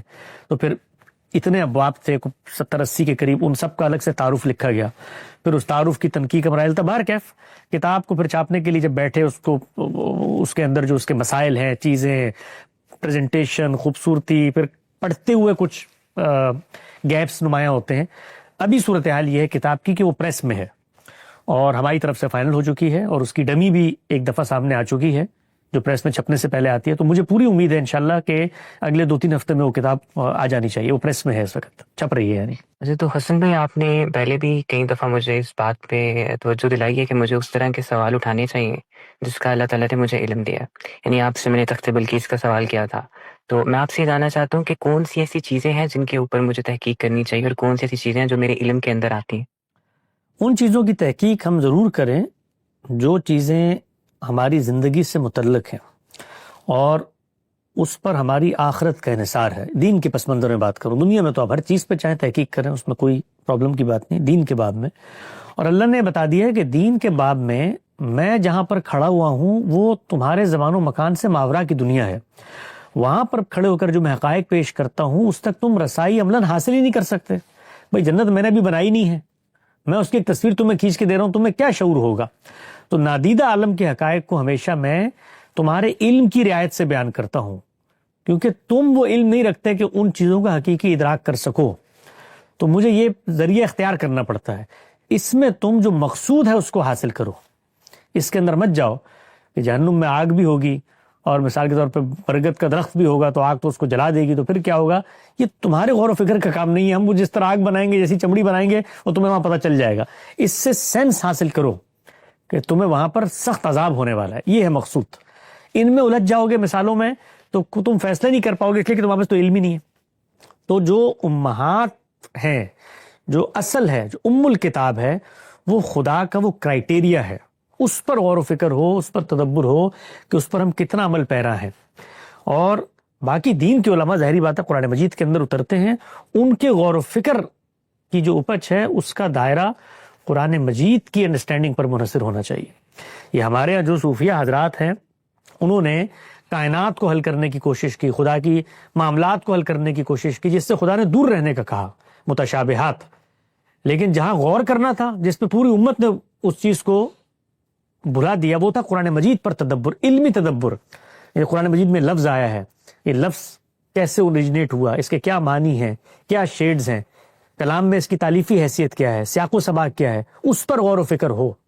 یعنی کلام کو محور و مرکز بنایا جائے تو اس سے پھر آپ کو حقیقی علم حاصل ہوگا اور کائنات کے وہ مسائل حل ہوں گے جو وہ کتاب کہتی ہے کہ تمہارے تصور میں نہیں ہے. یہ جو نئی نئی چیزیں آ رہی ہیں، کبھی آپ غامدی صاحب کی زبانی جب سنتے ہیں حیرانی ہو جاتی ہے، قرآن مجید کے اندر یہ چیزیں بھی موجود تھیں. تو تدبر کا جو محور و مرکز ہے وہ اللہ کی کتاب بنی. جب وہ بنے گی تو پھر آپ کو حقیقی علم حاصل ہوگا. حسن بھائی، یہ سوال ہے کہ اصول میں دیکھا جائے تو حضرت علی اور امیر معاویہ رضی اللہ تعالیٰ عنہ کے بارے میں کوئی آدمی کوئی بھی رائے رکھ سکتا ہے، چاہے وہ حضرت علی کے حق میں رائے رکھے یا حضرت امیر معاویہ کے حق میں رائے رکھے. اس بنیاد پر اس کی جنت اور جہنم کا فیصلہ نہیں کیا جائے گا، کیونکہ قرآن مجید نے ہمیں جنت اور جہنم کا ایک کرائٹیریا بتا دیا. لیکن اس کے بعد ہم دیکھتے ہیں کہ ایسے گروہ پیدا ہو گئے ہیں جن کو لوگ ناصبی اور رافضی کہتے ہیں، اور جن کے بارے میں کہتے ہیں کہ یہ دونوں اس بنیاد پر جہنم میں جائیں گے کہ یہ ایک خاص نقطہ نظر رکھتے ہیں. تو کیا ان گروہوں کی یا اس طرح کے نقطہ نظر رکھنے میں اس سزا کی کیا کوئی حیثیت ہے دین میں، یا واقعی ایسا ہو سکتا ہے؟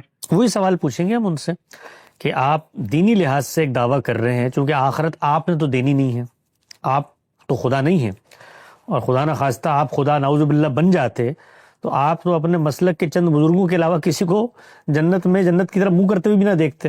جو حالت ہے آپ کے دنیا کے اندر دین کو سمجھ کر عمل درآمد کرنے کی، تو یہ فیصلہ آپ نے نہیں کرنا جو آپ یہاں بیٹھ کر ہمیں وعیدیں سنا رہے ہیں کہ یہ ہو جائے گا اور وہ ہو جائے گا اور آخرت میں یہ خدا نے کرنا ہے فیصلہ. تو یا تو پہلے خدائی کا دعویٰ کریں، اس کی سینکشن لے کر آئیں، کوئی ایسی کتاب ہمارے سامنے رکھیں ہم آپ کو خدا مانیں، اور پھر ہم یہ کہیں کہ بھئی آپ نے فیصلہ کر دیا لہٰذا اب تو ہم ڈر کے سیدنا علی کے حق میں، سیدنا معاویہ کے حق میں دستبردار. فیصلہ خدا نے کرنا ہے اور خدا نے فیصلے کا کرائٹیریا اپنی کتاب میں بیان کر دیا. تو جائیں پہلے اس کرائٹیریا میں اپنے چیزیں شامل کر کے آئیں کریں. قرآن مجید نے حرمت کی بنیادیں بتا دی ہیں، اخلاقی طور پہ وہ 5 چیزیں ہیں، تو اس میں شامل کریں. آپ پہلے اس کو حقیقت بنائیں، پھر اس میں شامل کریں کہ میں اس کا ارتکاب کر رہا ہوں، پھر آپ مجھے متوجہ کریں کہ بھئی اس سے تمہاری آخرت برباد ہوگی۔ تو آخرت تو جس چیز سے برباد ہوگی وہ حکم لگانا ہے، نہ کہ حکم نہیں لگانا ہے۔ حکم لگانے سے اخلاقی مسئلہ پیدا ہوتا ہے۔ میں کہوں فلاں شراب پیتا تھا، وہ قیامت میں پتہ چلے پیتا ہی نہیں تھا، میں کیا کروں گا؟ میں کہوں فلاں فاسق فاجر تھا، وہ قیامت میں پتہ چلے جن لوگوں نے ان کے خلاف اقدام کیا ہم تو فاسق فاجر سمجھتے نہیں تھے، میں کیا کروں گا؟ تو آخرت تو میری حکم لگانے سے برباد ہوگی، کیونکہ اس میں کسی پر اخلاقی الزام ہوگا، کوئی بہتان ہوگا جس کو مجھے ثابت کرنا ہے۔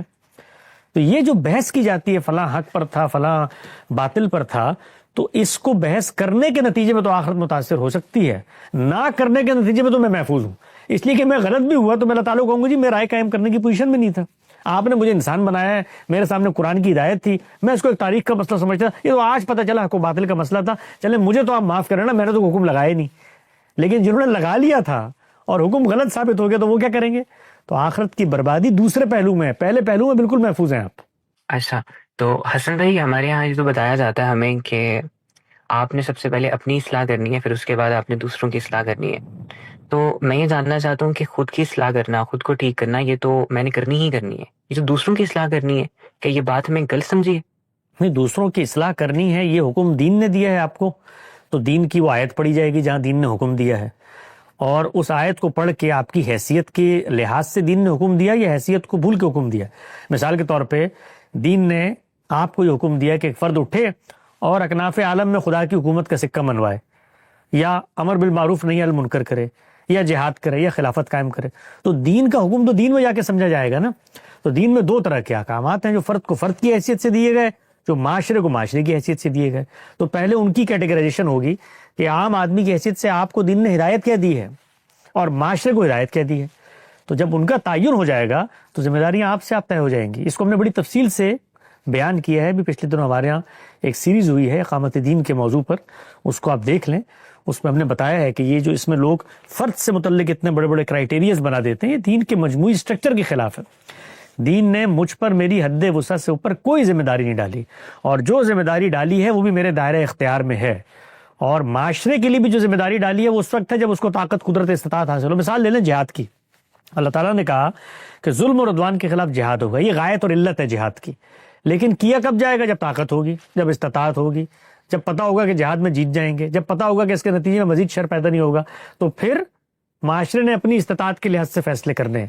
تو دین کا کوئی حکم ایسے الٹپ نہیں دے دیا جاتا کہ حسن الیاس صاحب کو حکم دے دیا کہ وہ دنیا میں خلافت کا نفاذ کریں، یہ حکم میری بساط سے بڑھ کر ہے، اللہ تعالیٰ مجھے حکم دیں گے کیوں؟ حسن بھائی، میں اپنے دونوں ساتھیوں کی طرف سے بھی اور اپنی طرف سے بھی تہہ دل سے آپ کا شکر گزار ہوں کہ آپ نے ہم طالب علموں کی قدر افزائی کی اور ہمیں موقع دیا کہ ہم آپ سے استفادہ کریں۔ تو اسی کے ساتھ ہم اس سیشن کو ختم کرتے ہیں اور امید کرتے ہیں کہ آئندہ بھی آپ ہمیں اس طرح کا موقع دیتے رہیں گے کہ ہم آپ کے علم سے استفادہ کرتے رہیں۔ جی بہت شکریہ جناب، اسی کے ساتھ آپ تمام لوگوں کا بہت شکریہ۔